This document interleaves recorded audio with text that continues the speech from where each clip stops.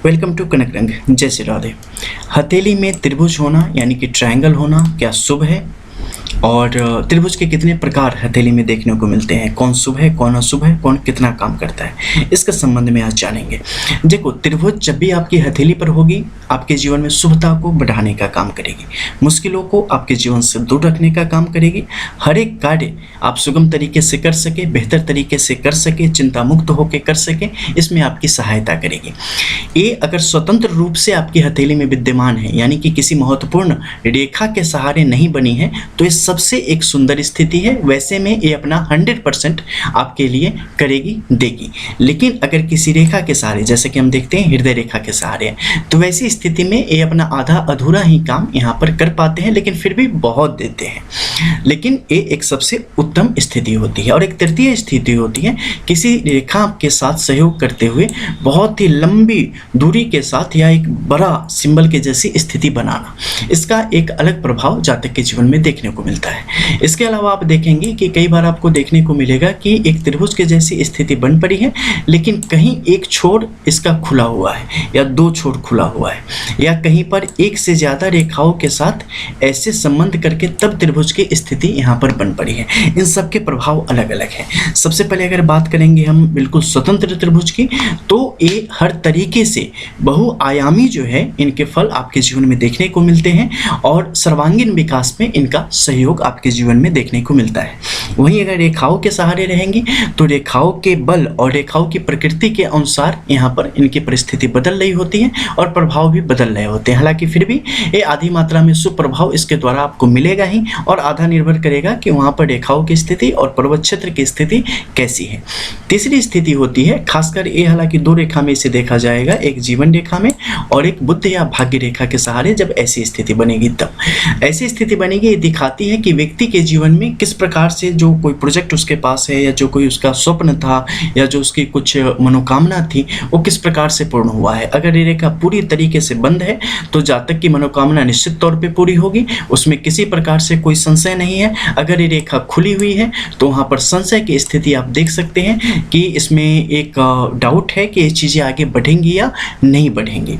वहीं पर अगर ये दूसरी तरफ यानी कि किसी भी हथेली में देखना, तो अगर दाहिनी तरफ ये अगर बनी हुई है तो ये अत्यधिक शुभ है। वहीं अगर बाईं तरफ बनी हुई है तो जातक को मिलेगा लेकिन उसके साथ बहुत कुछ खोना पड़ेगा। ऐसी स्थिति को भी दर्शाने का यहाँ पर काम करते हैं। अब बात आती है एक से ज़्यादा रेखाओं से अगर बनी हुई है तो इसका क्या मतलब है। जैसे कि यहाँ पर एक रेखा आ गई, एक दूसरी रेखा आ गई, यहाँ से इसने ऐसे करके और फिर ऐसे बनी है, यानी कि एक से ज़्यादा रेखाओं के सहयोग से इसका 25% ही लाभ जातक के जीवन में मिलेगा, जो कि त्रिभुज का जो सर्वोच्च फल होता है उसका 25% यहाँ पर आपको प्राप्त होगा। इसमें भी अगर खुला हुआ है, जैसे दोनों तरफ से खुला हुआ है, तो वो लाभ भी यहाँ पर प्राप्त नहीं होगा। जातक को मेहनत बढ़ानी पड़ेगी, यहाँ पर कर्म आपके लिए प्राथमिक होता चला जाएगा। तो इस प्रकार से लाभ यहाँ पर आपको देखने को मिलते हैं।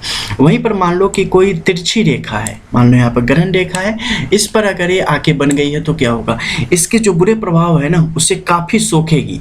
जैसे सांप के जहर को पत्थर डाल के करते हैं ना, बिल्कुल उसी प्रकार से बहुत ज़्यादा सोखेगी, लेकिन पूरा नहीं कर पाएगी।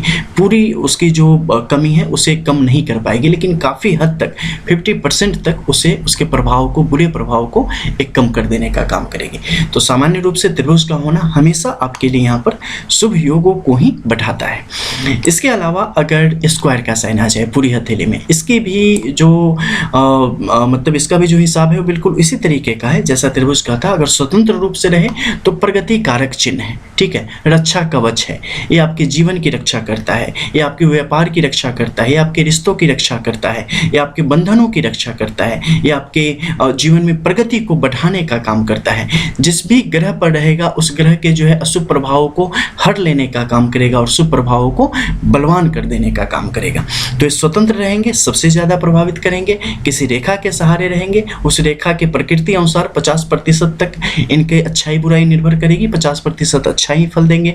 जीवन रेखा कहीं से टूटी है और उस बीच में इन्होंने आके बना दिया तो व्यक्ति अकाल योग से यहाँ पर बच जाएगा। जिस भी रेखा को इन्होंने जहाँ टूटी है वहाँ अगर बन जाए तो समझ जाओ बाल बाल बच गए, ये आपकी रक्षा वहाँ पर इन्होंने आपकी कर दी।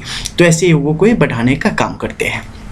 इसके अलावा एक खास रेखा होती है वलय रेखा की स्थिति, ठीक है। उसमें आप देखेंगे एक ऐसी स्थिति बन जाएगी, कई बार गोलक के जैसी, कई बार यव रेखा की जैसी स्थिति को बढ़ाने का काम कर, हालांकि दोनों यहाँ पर अलग अलग होते हैं, तो ज़्यादा गोलक के रूप में इसे आप महसूस कर सकते हैं। तो जब भी ऐसी स्थिति बनेगी, ऐसे व्यक्ति शास्त्रों के प्रति इनका बड़ा आकर्षण होगा, गुप्त ज्ञान के प्रति जो है ना इनका बड़ा आकर्षण होगा, लेकिन उससे कुछ लाभ नहीं हो पाएगा। वाणी दोष की स्थिति इनके अंदर होगी, दृष्टि दोष की स्थिति इनके अंदर होगी, भेद बुद्धि इनके अंदर देखने को मिलती है जब भी ऐसी गोलक की स्थिति आ जाए। हालांकि ज्ञानी बहुत ही प्रकांड होते हैं, इस कारण ये दुर्लभ चिन्ह है, और शायद मैंने तो अब तक वैसे देखी नहीं, तो शायद मिले भी ना, क्योंकि ये उच्च दर्जे के, ऐसे उच्च दर्जे के जैसे शायद आपने सोचा भी ना हो, उतने ज्ञानी होते हैं, लेकिन साथ ही भेद बुद्धि से युक्त होते हैं, साथ ही जो है ना मतलब दृष्टि दोष इनके ऊपर काफ़ी हावी होता चला जाता है, जो कि इनके सारे ज्ञान को एक तरीके से कहें तो बेकार कर देने का काम करता है। तो ये थी कुछ खास मुख्य रेखाएं। अगली वीडियोज़ पे जानेंगे कुछ और रियल चीज़ों के बारे में। Real astro reading group.